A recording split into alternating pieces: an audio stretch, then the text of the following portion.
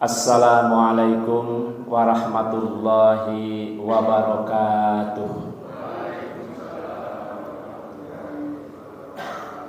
Bismillahirrahmanirrahim. Alhamdulillahilladzi arsala rasulahu bil huda wa dinil haqq liyudhhirahu 'alad dini kullih wa kafa billahi syahida. Ashhadu an la ilaha illallah wahdahu la syarikalah wa ashhadu anna Muhammadan abduhu wa rasuluh la nabiyya ba'dah. Allahumma salli wa sallim wa barik ala nabiyyina wa maulana Muhammadin wa ala alihi wa ashabihi wa man wala. Qala ta'ala a'udzu billahi minasy syaithanir rajim. Ya ayyuhalladzina amanu taqullaha haqqa tuqatih wa la tamutunna illa wa antum muslimun. Wa qala ya ayyuhan nasu taqu rabbakumul ladzi khalaqakum min nafsin wahidah wa khalaqa minha zawjaha wa bassa minhuma rijalan katsiran wa nisaa wattaqullaha alladzi tasaaluna bihi wal arham innallaha kana 'alaikum raqiba. Wa qala ya ayyuhalladzina amanu taqullaha wa qulu qawlan shadida yuslih lakum a'malakum wa yaghfir lakum dhunubakum wa may yuti'illaha wa rasulahu faqad faza fawzan 'azima. Amma ba'du, inna asdaqal hadisi kitabullah wa khairul huda huda Muhammadin sallallahu alaihi wasallam wa syarrul umuri muhdatsatuha inna kulla muhdatsatin bid'ah wa kulla bid'atin dhalalah wa kulla dhalalatin finnar. Allahumma 'allimna ma yanfa'una wanfa'na bima 'allamtana wa zidna ilman wa aronal haqqa haqqa warzuqna ittiba'ah wa aronal batila batila warzuqna ijtinaba. Ma'asyiral muslimin, jamaah salat subuh, jamaah kajian Ahad pagi Masjid Nurus Sa'adah, para bapak, para ibu, adik-adik remaja dan anak-anakku jika ada, yang semoga semua selalu dalam keberkahan. Semangat melaksanakan perintah Allah, ikhlas meninggalkan semua larangan Allah, dan berusaha untuk berakhlakul karimah. Pertama, marilah kita bersyukur kehadirat Allah Subhanahu wa ta'ala, Zat yang maha welas asih, Zat yang maha rahman dan rahim, yang telah memberikan berbagai macam kenikmatan kepada kita sejak kita belum lahir sampai saat ini, dan insya Allah akan terus memberi kenikmatan sampai dengan kita masuk surga nanti insya Allah. Amin ya rabbal alamin. Betapa kita tidak harus bersyukur pagi hari ini kita dipertemukan dengan sahabat-sahabat yang soleh, teman-teman satu jamaah, dan insya Allah bangun tidur tubuh kita nyaman, tubuh kita sehat, dan insya Allah semua sudah memiliki bahan makanan. Jadi yang ruang tangi turu awake kepenak, isin duwe beras, isin duwe bahan pokok, masya Allah, kenikmatan yang tiada tara. Dan saya yakin bapak-bapak ibu punya rekening banyak, isinya simbol gitu. Insya Allah dimudahkan sekali begitu. Lewang manuk sing orang duwe cadangan pangan apa-apa, orang duwe rekening, orang duwe apa juga tidak bersusah kelihatannya. Mereka bahagia, semangat, tangi turu langsung mabur bu mengendi sing ana pari nek manuk kemprit begitu, Masya Allah. Kenapa kita masih harus bersusah payah begitu? Tidak ada di antara kita yang setiap mau tidur berdoa dengan rinci, ya Allah semoga tidurku nyenyak, besok bangun mataku masih bisa melihat, tanganku masih bisa bergerak, kakiku masih bisa melangkah, mulutku masih bisa berbicara, pikiranku tidak linglung, nggak ada. Tapi ya Allah, Allah kembalikan semua itu setiap pagi. Jadi kalau setiap pagi panjenengan ditawari misalkan, jenengan mau diberi uang 500 juta, tapi yang ngetangi turu panjenengan orang bisa ubah. Nah, milih endi? 500 juta apa tangi turu orang bisa ubah? Milih sehat. Panjenengan apa jenengan mun sehat dipingna 500 juta wis pira jajan. Mbok akeh banget nikmat Allah yang telah kita terima, Masya Allah. Ya. Nikmat ibadah tadi juga masalah nikmat sekali salat subuh kita. Bacaan imamnya kepenak. Senajan dawa ya ora kerasa dawa. Dibuat jangan merasa panjang, nikmat sekali. Senajan orang ngerti artinya dinikmati, suaranya merdu, kepenak. Ini nikmat sekali. Ya dibandingkan mungkin kita sholat sendirian, pertama Al-Kafirun, kedua Al-Ikhlas. Nanti malaikatnya sih nyatet apal. Jadi urung macam catat disit lagi mesti Al-Kafirun karo Al-Ikhlas. Ya tukang catat meteran listrik karo PDAM ditulis disit begitu. Nah, Musbani ini mas sekali banyak. Apalagi Masya Allah kita berada di dalam bulan yang bagi bangsa Indonesia penuh dengan kenikmatan. Ini nanti banyak di antara jamaah yang barangkali ikut lomba nih. Ini tanggal 10 seminggu maning Agustusan di kantor, kemudian di kelurahan, di desa, ini luar biasa. Kita sambut kemerdekaan dengan baik. Betapa nikmat kemerdekaan itu sangat mahal. Merebutnya, mempertahankannya luar biasa. Coba kita bayangkan ketika kita dalam kondisi belum merdeka tidak aman, seperti misalkan negara yang sedang diuji oleh Allah, sedang konflik begitu. Mau keluar saja takut, mau tidur takut, jangan-jangan ada granat, ada mortir, ada rudal yang masuk ke lingkungan kita. Kita di sini aman, alhamdulillah. Motor ngeletak nang teras, insya Allah aman nang orang nasi nyolong. Ini luar biasa. Panjenengan mau keluar jam berapapun aman, insya Allah aman. Ini nikmat yang sangat luar biasa. 80 tahun sudah kita diberi nikmat kemerdekaan. Meskipun ya tentu belum sesuai dengan tujuan didirikannya bangsa Indonesia secara sepenuhnya. Jadi kalau ada yang dulu lahir tahun 45, berarti sekarang sudah usianya 80 tahun. Umur yang panjang. Salawat dan salam semoga tercurah kepada junjungan kita Rasulullah Muhammad sallallahu alaihi wasallam yang telah memberikan pengajaran kepada kita tentang bagaimana kita beribadah kepada Allah yang benar dengan terang benderang, dengan jelas, tidak ada yang disembunyikan, tidak ada yang dimanipulasi, semua sudah dicontohkan dan syariat itu sudah sempurna, tidak perlu ditambah, tidak perlu dikurangi. Jadi kalau kita ingin beribadah dan ibadah kita diterima oleh Allah, tinggal copy paste apa yang dilakukan oleh Rasulullah. Banyak belajar apa yang dilakukan oleh Rasulullah. Yang diperintahkan kita lakukan, yang dilarang kita tinggalkan. Insya Allah selamat dunia dan akhirat. Dan beliau pula yang telah mengajarkan bagaimana cara bermuamalah, cara berhubungan, berinteraksi di dalam kita hidup di dunia ini. Semua sudah ada aturan, telah dicontohkan oleh Rasulullah sallallahu alaihi wasallam.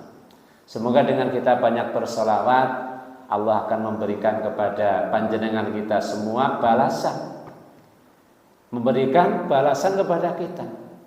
Dan kelak kita akan bertemu dengan Rasulullah dan mendapatkan syafaatnya. Amin ya rabbal alamin. Jamaah rahimakumullah, melanjutkan tentang pentingnya sholat. Insya Allah Bapak Ibu semua termasuk orang-orang yang mendirikan sholat. Bukti nyata ya hari ini hadir pada sholat subuh. Tidak bisa dibantah. Hadir di sholat subuh ini bukan hal yang mudah, bukan hal yang ringan. Ini berat, ya, berat. Apalagi bagi yang tidak ada niat untuk mendapatkan pahala yang banyak. Ya lebih kepenak turu. Kalau penak-penaknya turu malah waktu subuh, begitu ya. Nyenyak sekali. Apalagi kalau yang tidurnya kemalaman, dijamin biasanya tidak bisa untuk bangun sholat subuh. Jamaah rahimakumullah, dulu pernah saya sampaikan betapa kedudukan sholat di dalam agama Islam adalah hal yang sangat penting, tidak bisa ditinggalkan, harus selalu dikerjakan.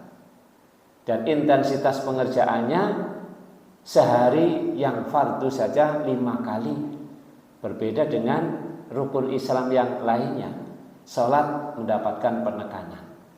Bahkan ada yang mengatakan rukun Islam yang paling penting setelah syahadat adalah sholat 5 waktu.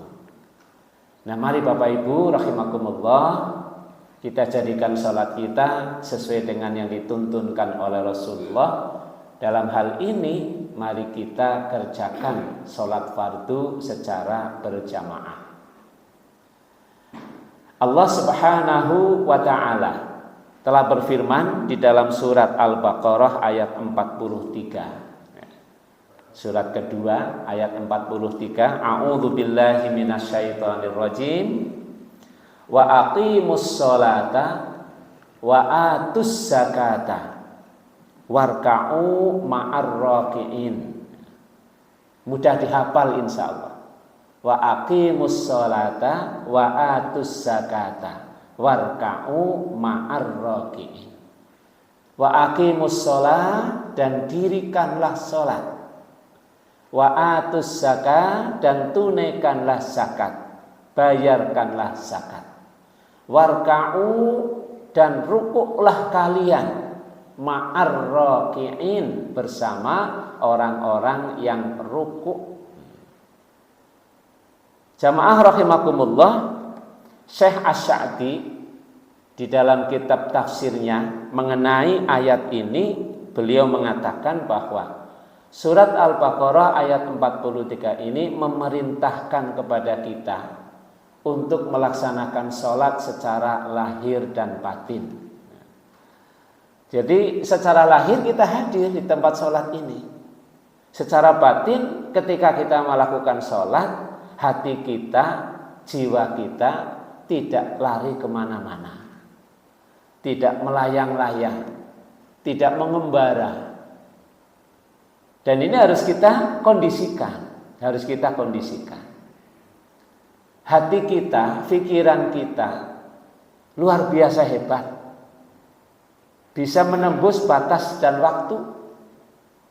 Jadi ketika kita takbiratul ihram Allahu Akbar, kalau tidak ada pengkondisian Allah Maha Besar, kita sedang sholat, ya pikiran kita bisa pergi dari sholat kita, pergi jauh ke tempat yang barangkali kalau ditempuh butuh waktu yang lama, bisa keluar negeri malah, bisa kemutan singaduh-aduh, jangankan wilayah Indonesia, sampai keluar negeri. Punya sahabat, punya teman, punya anak di luar negeri, ingat begitu. Bisa menembus waktu, bisa waktu yang akan datang, mungkin panjenengan sudah punya rencana, ataupun waktu yang telah berlalu, bisa kembali kepada puluhan tahun yang lalu. Kemutan lagi cilik, uya ganu lagi cilik, ngerti tulasan, ya. Kalau 17 Agustus menjelang, seperti itu, kita sekarang seperti ini. Ini lahir batin sholat itu maksudnya kita kembalikan, ya, dengan berbagai cara upaya. Pertama, mohon perlindungan kepada Allah, karena setan akan datang. Maka diperintahkan supaya Rabbi a'udzubika min hamasatis syayatin wa a'udzubika Rabbi ayyahdurun.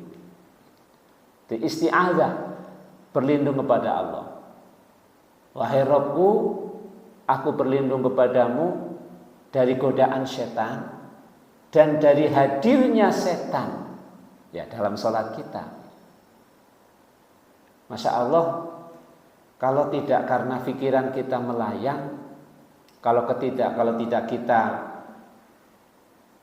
pergi, biasanya ya kita nyaman menghitung rakaat sholat.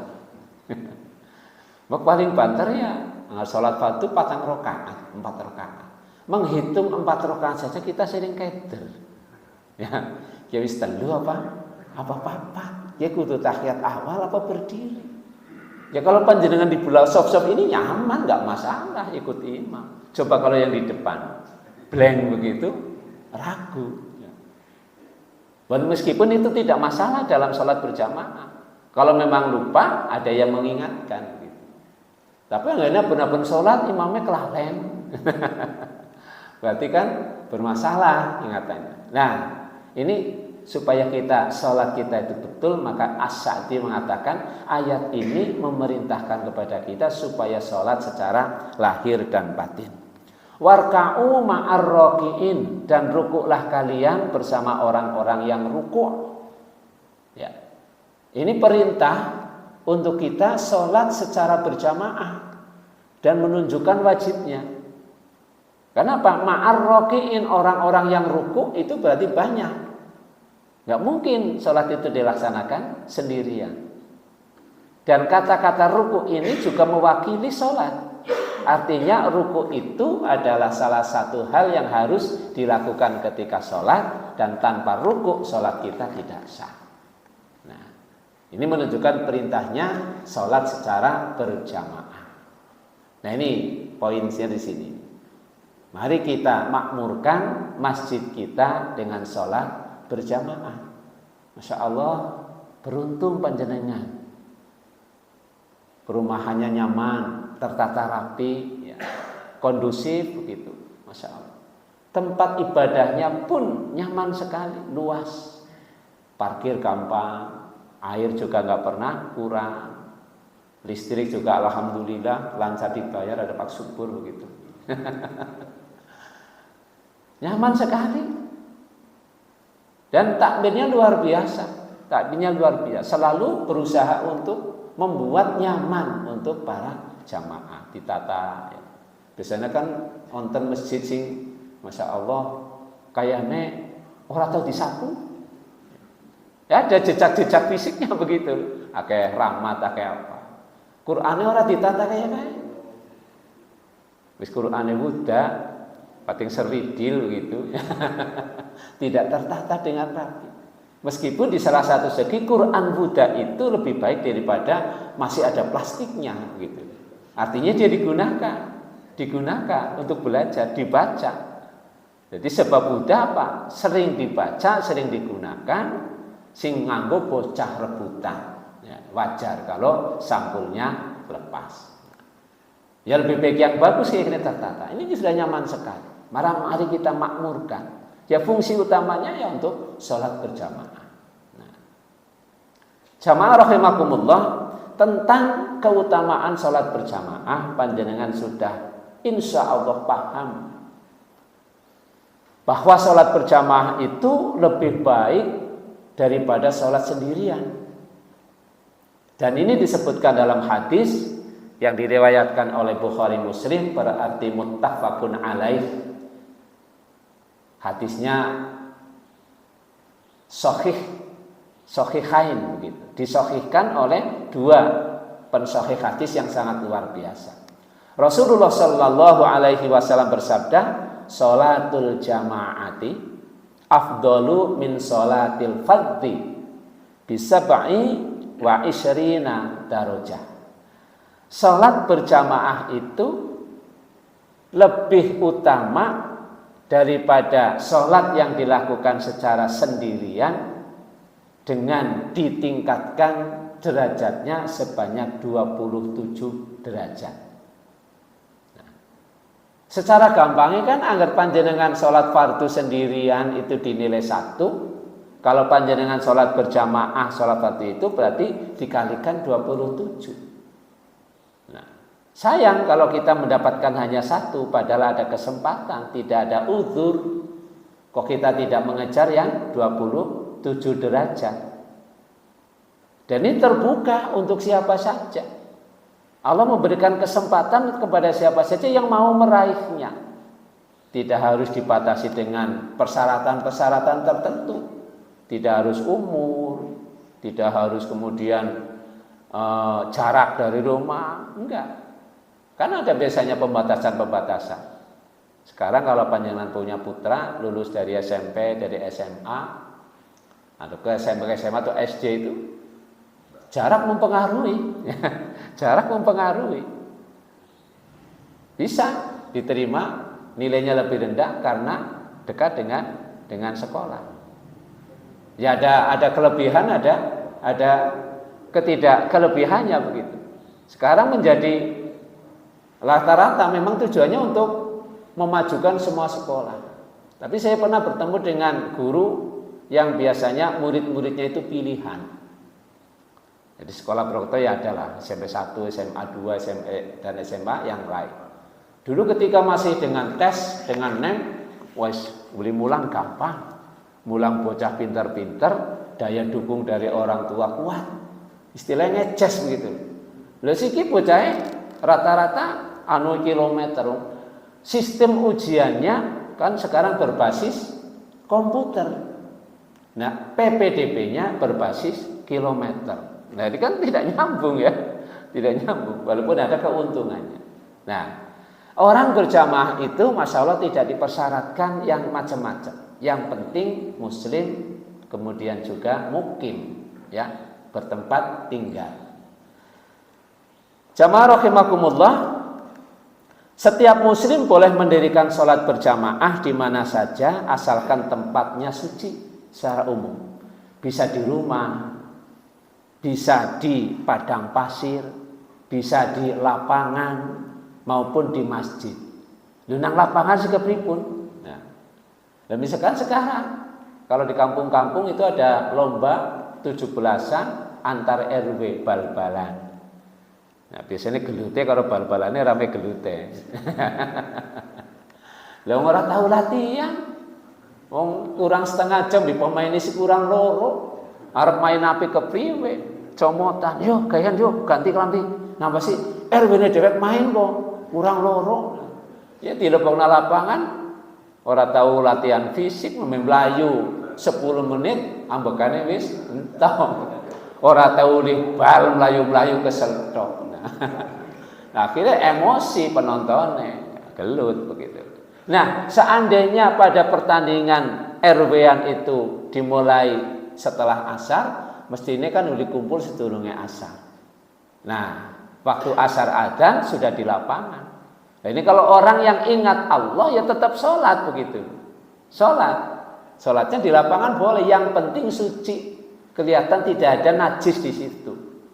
Ya, bersih boleh. Nah, inilah yang salah satu diberikan kepada Rasul kita Muhammad sallallahu alaihi wasallam, yang tidak diberikan kepada rasul-rasul yang lain. Rasulullah mengatakan bahwa waju'ilat lil ardu masjidan wa tahuran. Jadi dijadikan bumi seluruhnya itu masjid untukku dan boleh untuk bersuci. Jadi bumi itu boleh untuk bersuci, maksudnya ya kalau ada airnya, air itu bisa untuk bersuci. Kalau ada batu, batu itu bisa untuk bersuci. Kalau ada debu, debu itu bisa untuk bersuci. Bukan nggak pas orang nana banyu ya ada istijmar. Istijmar itu bersuci dari buang air kecil maupun besar karena tidak ada air dengan menggunakan batu. Tapi yang milih batu sing ora membahayakan. Kemudian juga ketika tidak ada air sudah harus sholat boleh tayamum. Ini dijadikan bumi itu untuk Rasulullah dan untuk umatnya sebagai tempat untuk sholat, masjidan, wa tahuran, dan alat untuk bersuci. Nah, Bapak Ibu rahimakumullah, sholat berjamaah di masjid, tadi kan boleh di rumah, boleh di lapangan, boleh di padang pasir. Sholat berjamaah di masjid lebih utama daripada sholat berjamaah di selain masjid. Jadi kalau ada masjid, ya jangan sholat berjamaah di luar masjid, kecuali memang ada tuntunannya. Seperti misalkan sholat id, ya Masjidnya ada, ember untuk menampung bisa. Ya, kalau memang Rasulullah memerintahkan untuk dilakukan di tanah lapang, ada tanah lapangnya, ya kerjakan di tanah lapang. Tapi kalau misalkan ada yang berpendapat aku sholat nang omah bae lah. Nah apa sih? Lah ora masjid bocah ora pada sholat, ya diajak ke masjid begitu. Jangan dijadikan alasan untuk tidak ke masjid karena kok anaknya ora pada sholat. Nah, Rasulullah Shallallahu Alaihi Wasallam bersabda, "Sallu ayyuhan nas fi buyutikum." Ini jangan hanya diambil depannya saja. Sallu ayyuhan nas fi buyutikum, salatlah kalian wahai manusia di rumah-rumah kalian. Jadi Rasulullah memerintahkan supaya salat di rumah. Fa inna afdalas salati salatul mar'i fi baitihi. Karena sesungguhnya seutama-utama sholat itu adalah sholat seseorang di rumahnya. Jangan diputus sampai di sini. Illa al-maktubah, kecuali sholat yang difardukan. Nah, jadi sholat fardu itu jangan di rumah, begitu. Selain sholat fardu, silakan di rumah.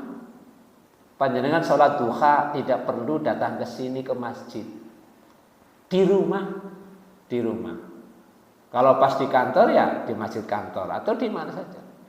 Tidak harus dilakukan di masjid sholat sunnah. Panjenengan sholat tahajud malam-malam gak usah.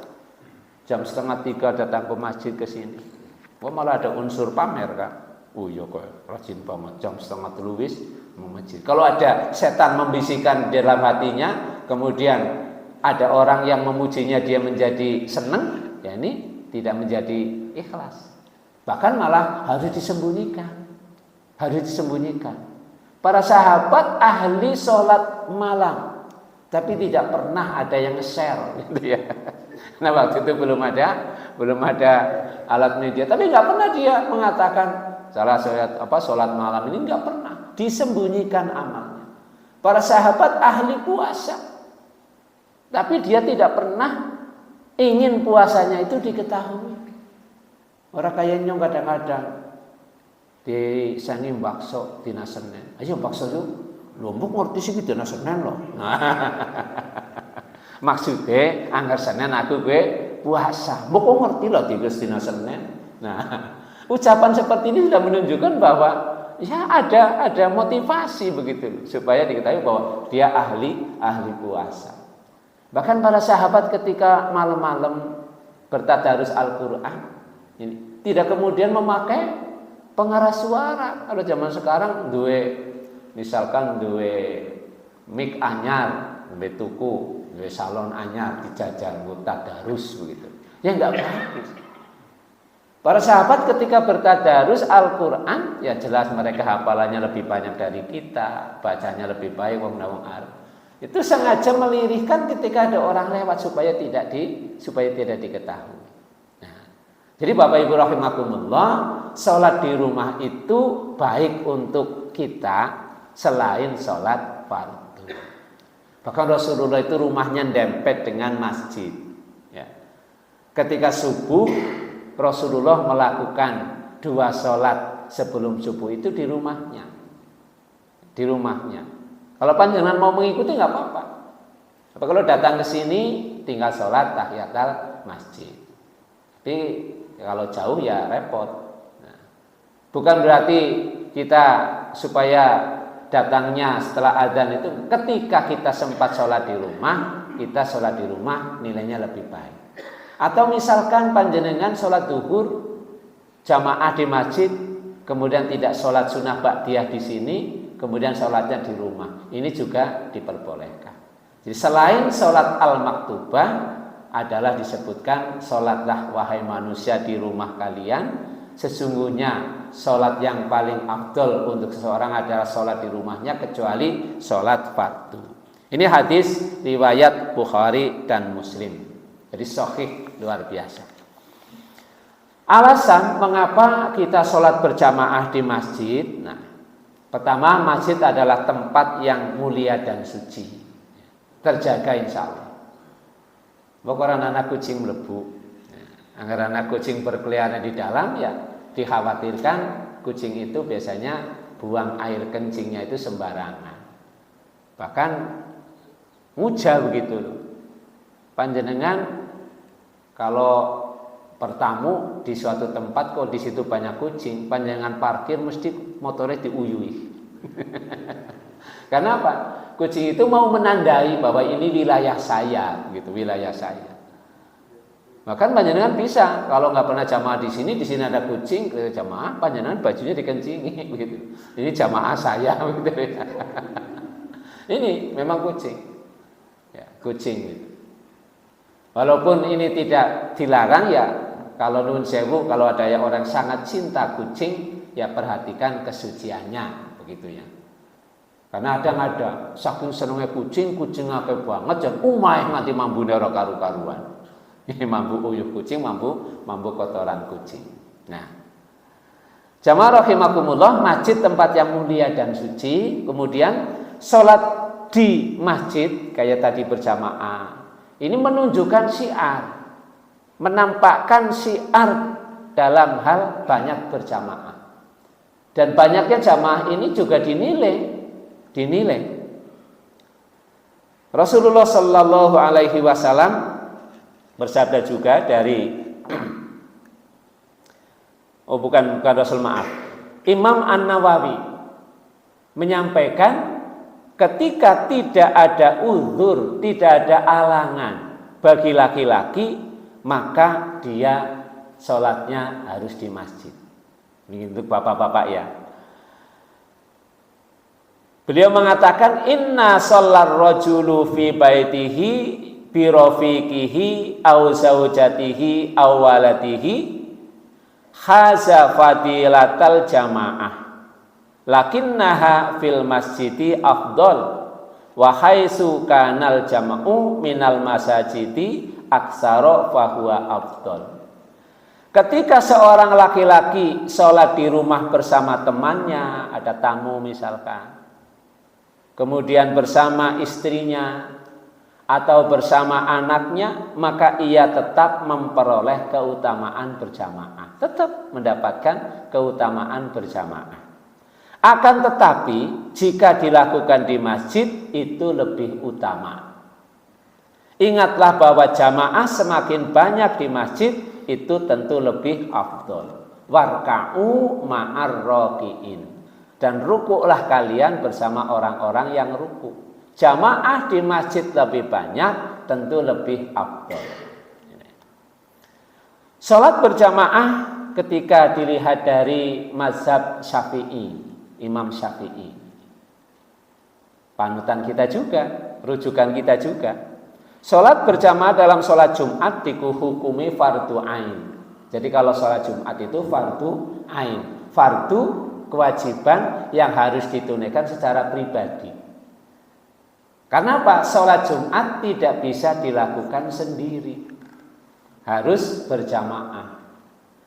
Kalau panjenengan sedang sakit kemudian tidak bisa hadir di salat Jumat, ya salatnya salat duhur. Jangan kemudian salat 2 rakaat, karena tidak melakukan salat Jumat. Demikian pula perempuan yang tidak ikut sholat Jumat di masjid, maka sholatnya tetap sholat duhur 4 rakaat. Sholat berjamaah itu dihukumi fardu kifayah. Nah ini tadi fardu ain. Sholat berjamaah dihukumi fardu kifayah, dan menurut ini pendapat yang lebih sahih begitu. Berlaku untuk laki-laki dan mukmin. Berlaku untuk laki-laki dan mukim, bukan mukmin. Ini fardu kifayah. Maksudnya apa fardu kifayah? Jika di suatu tempat atau suatu negeri, di tempat tersebut ada syiar berjamaah, berarti sudah gugur kewajibannya.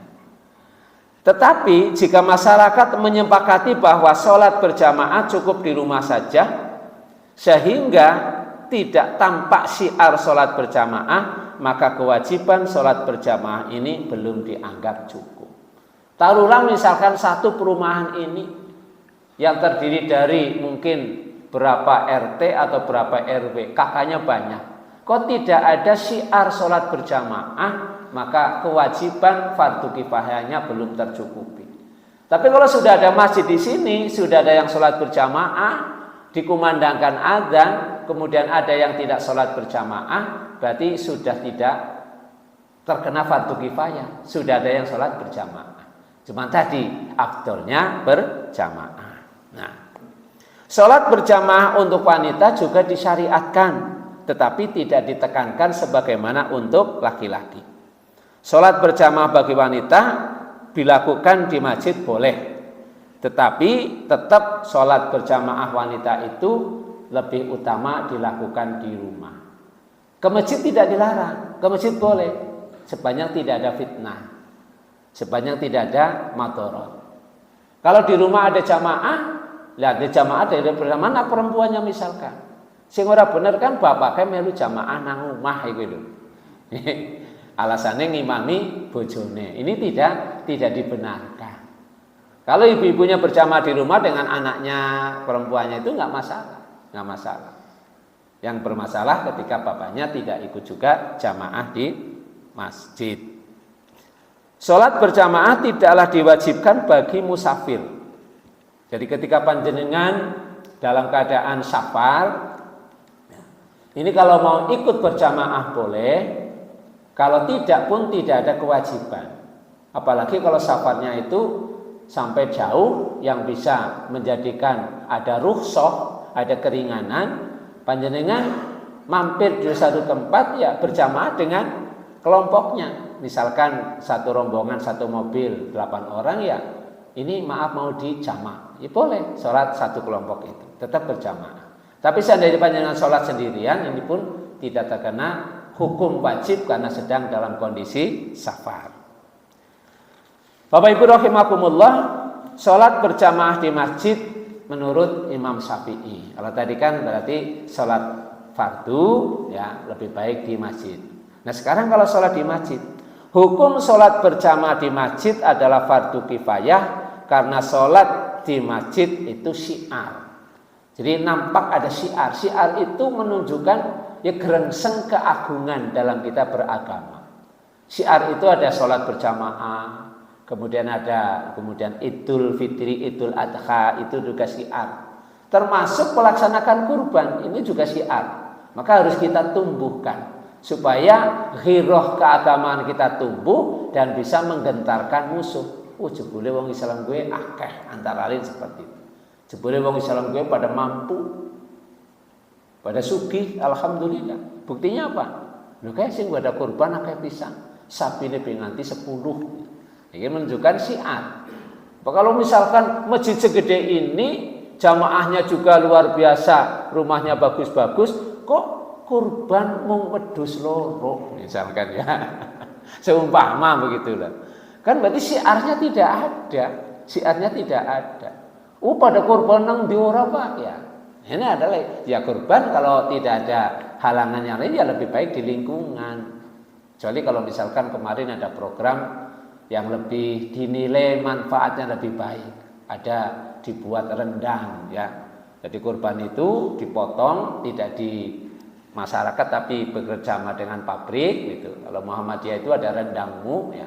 Nanti rendang itu dibagikan kepada wilayah-wilayah yang rawan kekurangan gizi dan tidak harus habis pada bulan Dzulhijjah karena rendang itu juga diproses biasanya agar sing melu program rendangmu 6 bulan baru dapat kaleng rendangmu. Nah ini juga tidak ada larangan begitu. Artinya sudah dipikirkan, sudah dicari hukum yang membolehkannya. Nah, ada syiar.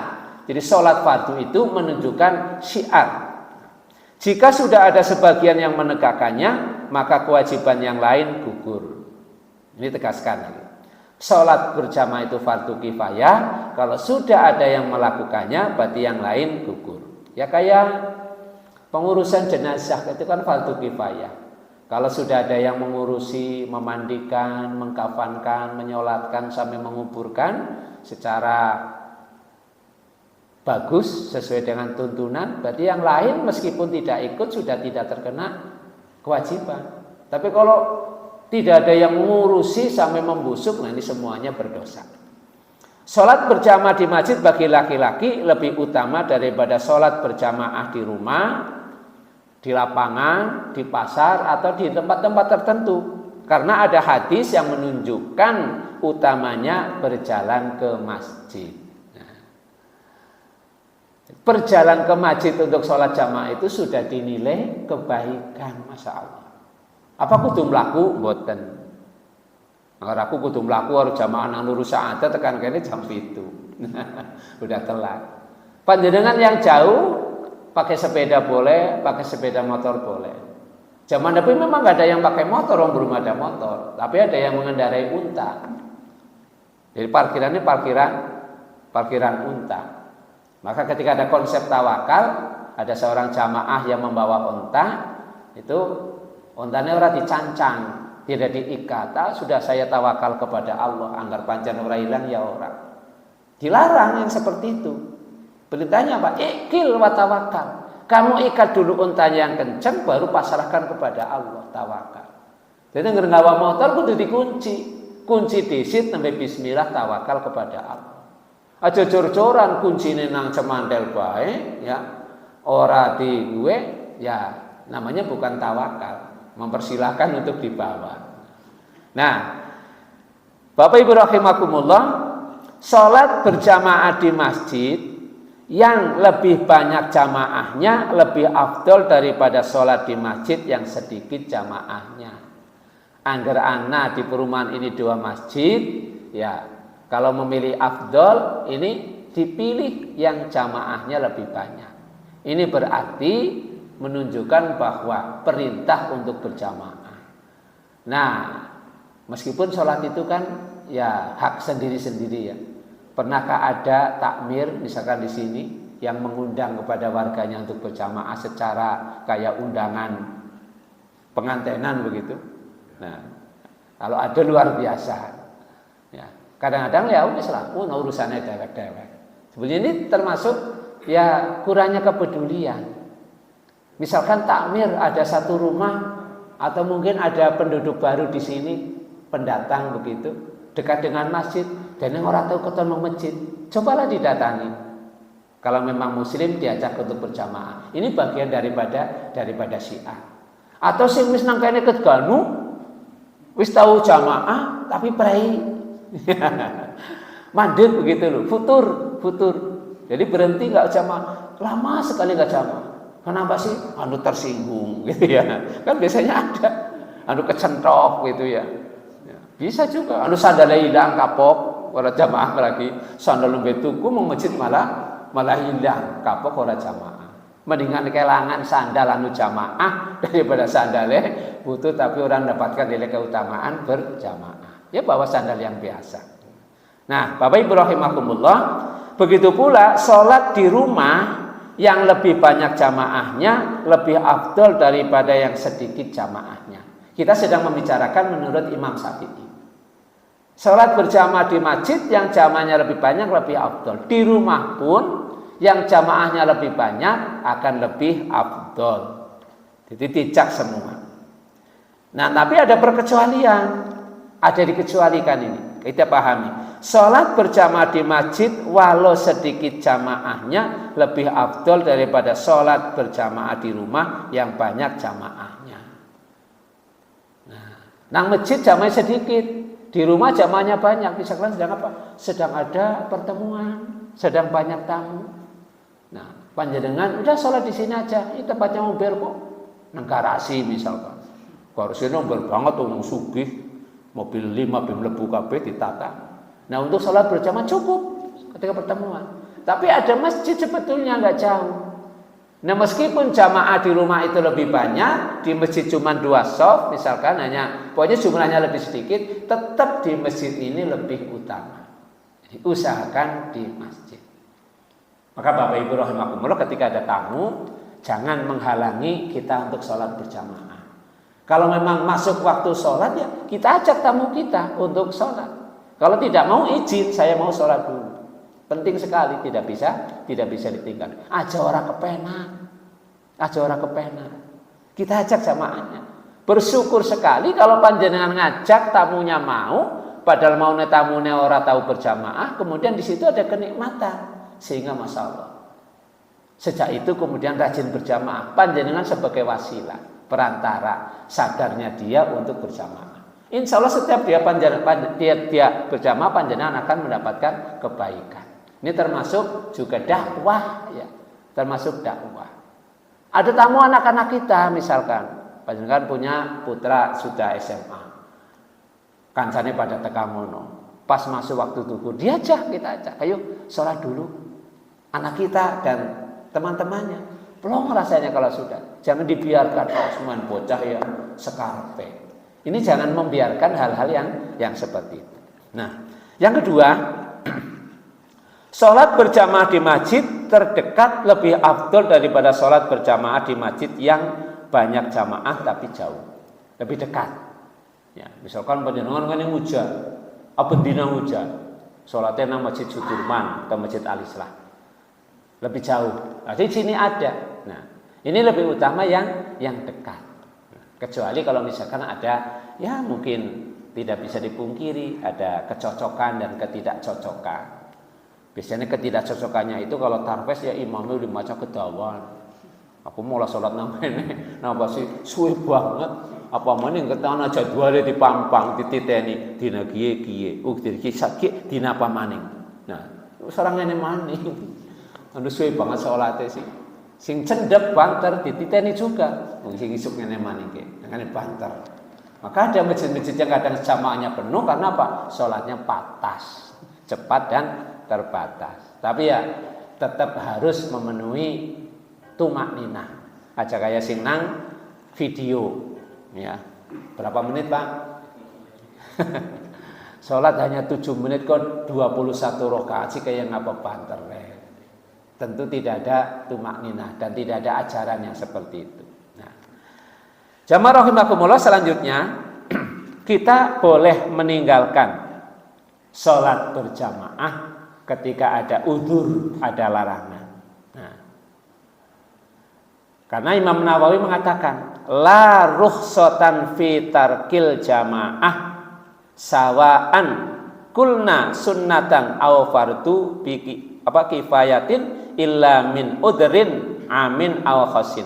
Tidak ada keringanan meninggalkan sholat berjamaah, baik kita memilih pendapat sholat berjamaah itu sunnah atau fardu kifayah.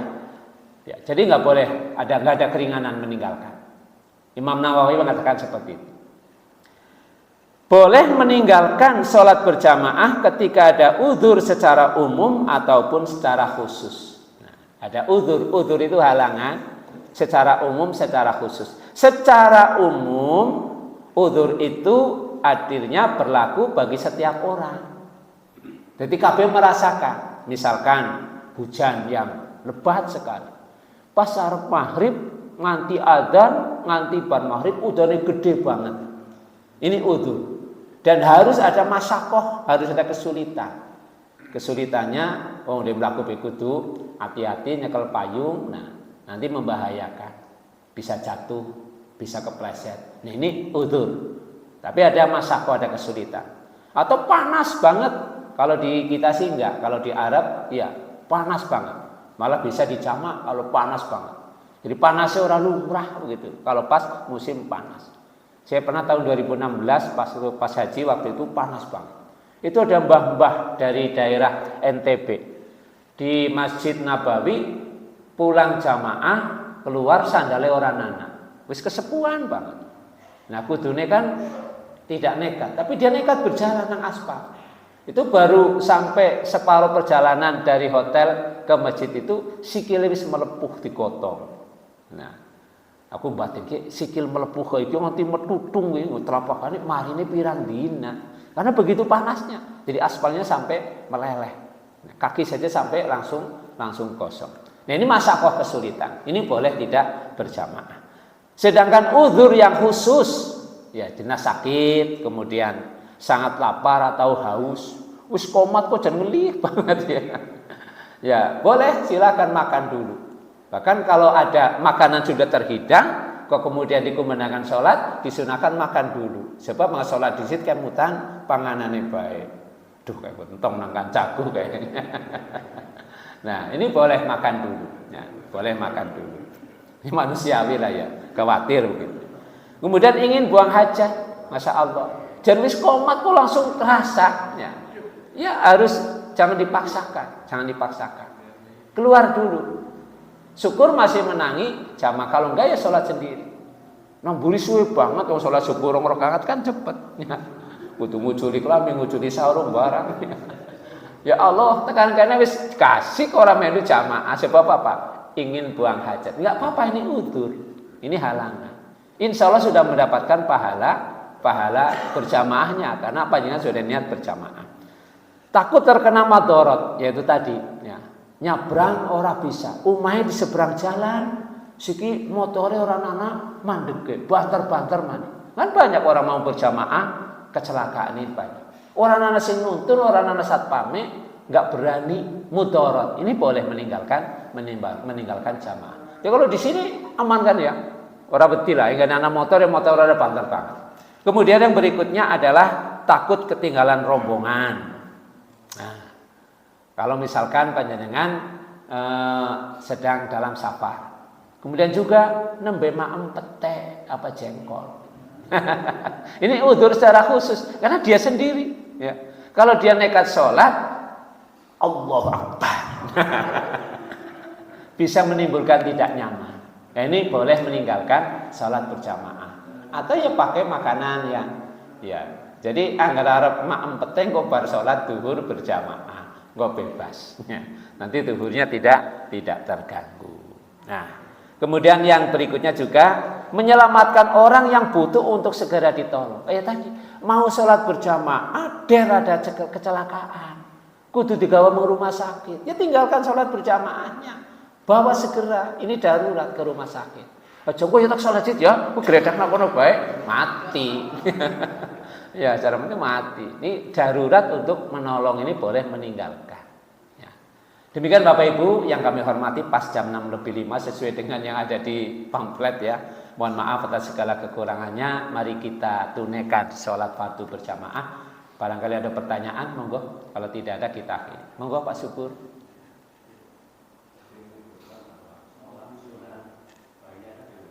Ya.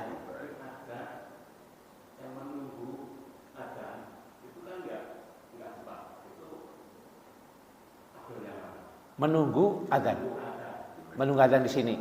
Iya. Iya, ya. Artinya tidak selalu di rumah, boleh. Kalau misalkan keutamaan datang lebih sop pertama, kalau kan ada perintah, siapa yang datang di sop pertama lebih utama, anggar sholat umum mesti orang bagian sop pertama. Artinya untuk sholat yang lain itu lebih utama di rumah. Tapi untuk sholat rawatib, ya dikerjakan di masjid, ya tidak masalah. Tapi Rasulullah sholat sebelum subuh itu memang dilakukan di rumah. Jadi nggak masalah. Datang ke sini lebih awal, menunggu adzan, apalagi sebelum menunggu adzan banyak berzikir.